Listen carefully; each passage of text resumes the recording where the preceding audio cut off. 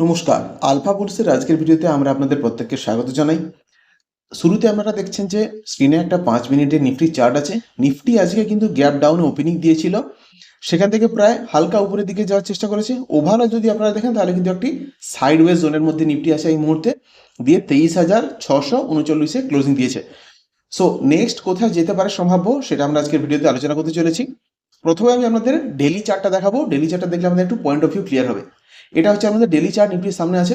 একটা জিনিস লক্ষ্য করুন, এই যে ট্রেন্ড লাইনটা আমি ড্র করেছি, এই ব্লু লাইনটা আর এই ব্লু লাইনটা, এর মাঝখানে কিন্তু নিফটি একটা জিগজ্যাগ প্যাটার্নে চলছে, যেটা একটা কিন্তু কনস্ট্যান্ট ডাউন ট্রেন্ড। আমি আপনাদেরকে একটু ড্র করে দেখিয়ে দিচ্ছি।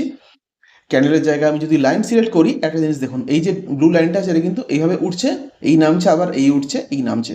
সো এটা কিন্তু একটা লোয়ার হাই আর লোয়ার লো তৈরি করতে করতে যাচ্ছে। এরপরে যেখানে এই লাইনটা, অর্থাৎ এই আপার সাইডের যে রেজিস্ট্যান্সটা, ট্রেন্ড লাইনটা যদি ব্রেক করে উপরের দিকে উঠতে থাকে, অর্থাৎ যদি একটা হায়ার হাই ফরমেশন তৈরি হয়, মানে ধরুন এইভাবে লাইনটা এসে এইভাবে উঠে যদি আবার এইভাবে উঠতে থাকে, তাহলে কিন্তু ভাবতে হবে যে হয়তো সেখানে ট্রেড চেঞ্জ হওয়ার সম্ভাবনা আছে। সো আমি আবার ক্যান্ডেল করে দেখাচ্ছি। এইভাবে নামতে নামতে নেক্সট সাপোর্ট কোথায় আছে? প্রথমত আমি বলবো, এই যে নিচে একটা ব্লু লাইন টেনেছি 23,256, যদি রাউন্ড ফিগারে বলি তাহলে 23,200ই বলবো। সেখানে কিন্তু একটি সম্ভাব্য সাপোর্ট হতে পারে, কেননা আগে আমরা যদি অতীতে যাই, প্রত্যেকেই জানেন যে মার্কেট কিন্তু তার হিস্ট্রিকে রিপিট করে। সো অতীতে যদি আমরা যাই, এই দেখুন এই লাইনটা এখানে যখন এসেছিল তখন এই জায়গাটাতে কিন্তু একটি ভালো সাপোর্ট নিয়েছিল। এই জায়গাটাতে একটা সাপোর্ট ছিল, তারপরে কিন্তু এখানেও একটা সাপোর্ট ছিল, ঠিক আছে? তো এইখানে যেহেতু দুটো সাপোর্ট ছিল আর এটাকে ব্রেক করার পরেই সাপোর্ট নিয়ে এখান থেকে কিন্তু এইভাবে ওঠা শুরু হয়েছিল মার্কেটটা। সো 23,256 জোনটা একটা খুবই ক্রুশিয়াল জোন হতে চলেছে পরবর্তী সাপোর্ট হিসাবে। যদি এখানে অবধি পড়ে, সেটা যদি ব্রেক করে, তাহলে 22,800 এর নিচে যে গ্রিন লাইনটা আমি ড্র করেছি, সরি ব্লু লাইনটা, এটা অবধি।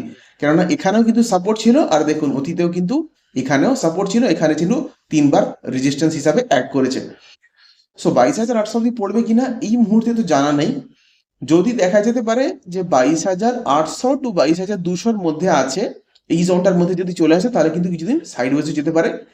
এই মুহূর্তে এই যে জায়গাটাতে আছে, এখানেও কিন্তু কিছুদিন সাইডওয়েজ থাকতে পারে, কেননা অতীতে কিন্তু দেখুন এখানেও সাইডওয়েজ ছিল, এখানেও কিন্তু কিছুটা মানে পড়ে এসেছিল, আবার এখান থেকে উঠেছিল।